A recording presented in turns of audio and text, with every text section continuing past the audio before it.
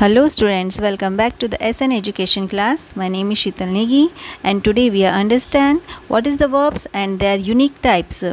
If you have any doubt, so please comment in the comment box. If you like this video, do not forget like, share and subscribe.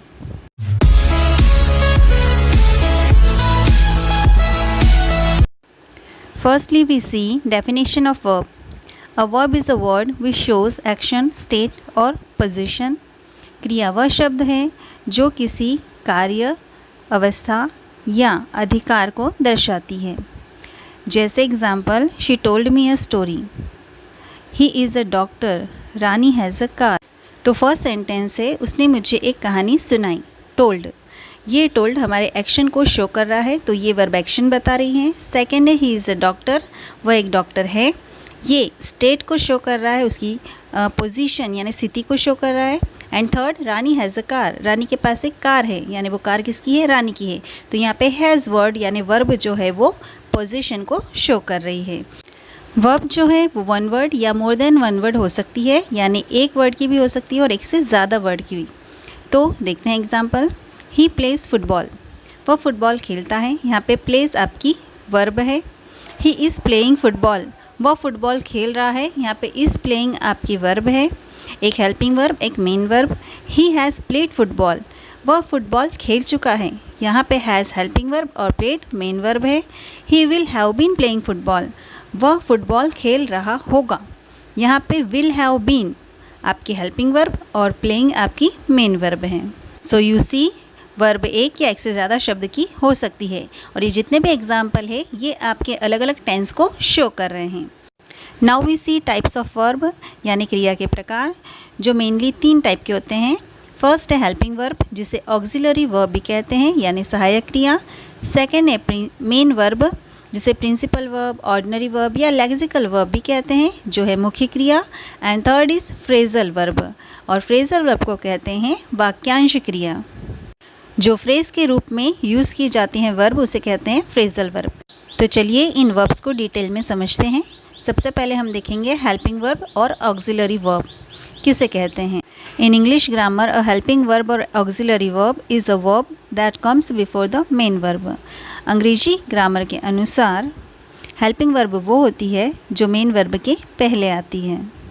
Helping verb कितने type की होती है, तो helping verb 2 type की होती है, primary verbs और secondary verbs. Primary verbs वो होती हैं जो टेंस में हमें हेल्पिंग वर्ब के रूप में काम आती हैं, जैसे do, does, did, is, am, are, was, were, has, have, had, will, shall, be, being और बीन. ये सारी हेल्पिंग वर्ब आपको सभी प्रकार के टेंस में काम आती हैं. सेकेंड है सेकेंडरी वर्ब्स, जिन्हें हम मॉडल के रूप में यूज़ करते हैं सेंटेंस में और जो मूड पे डिपेंड होती हैं, जैसे can, could, may, might, must, would, should, ought to, use to, need, not और डेयर. हेल्पिंग वर्ब में टोटल 28 वर्ब्स होती हैं. तो ये थी आपकी 2 प्रकार की वर्ब्स. तो सबसे पहले देखते हैं हम प्राइमरी वर्ब्स के कुछ एग्जाम्पल. आई एम रीडिंग, मैं पढ़ रहा हूँ. आई वॉज रीडिंग, मैं पढ़ रहा था. आई शैल विल रीड, मैं पढ़ूंगा.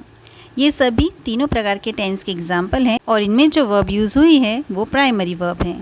सेकेंड है सेकेंडरी वर्ब, इसके एग्जाम्पल हैं इट मे रेन टुडे, आज बारिश होगी.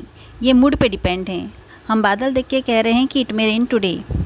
दे शुड गो, उन्हें जाना चाहिए, यानी हमारा मूड कह रहा है, हमारी सोच कह रही है कि अब उन्हें जाना चाहिए. तो ये दोनों है सेकेंडरी वर्ब जिसमें हमने मॉडल्स का यूज़ किया है. Now we see main verb and their types. What is main verb? The verb which is of main importance in the sentence is called the main verb. वह क्रिया शब्द जो वाक्य में मुख्य महत्व रखता है उसे कहते हैं मेन वर्ब. एग्जाम्पल है they were absent, वे लोग अनुपस्थित थे. यहाँ पे वर मेन वर्ब आया है ये बताने के लिए कि वो अनुपस्थित थे, है नहीं थे. सेकेंड है रानी इज़ इल, रानी बीमार है. ये दोनों ही वर्ड वर और इज़ वैसे तो हेल्पिंग वर्ब है लेकिन यहाँ पे मेन वर्ब का काम कर रहे हैं. अब देखते हैं कि मेन वर्ब कितने प्रकार के होते हैं. Main verb is in 3 category. Main verb की 3 कैटेगरी है, 3 प्रकार हैं. First is finite and non finite verb, जिसे कहते हैं परिमित और अपरिमित क्रिया.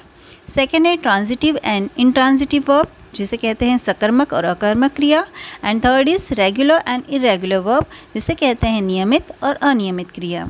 मेन वर्ब की इन तीनों ही कैटेगरी को और फ्रेजल वर्ब को, इन्हें हम समझेंगे इसी वीडियो के नेक्स्ट पार्ट में, यानी वर्ब के पार्ट 2 में।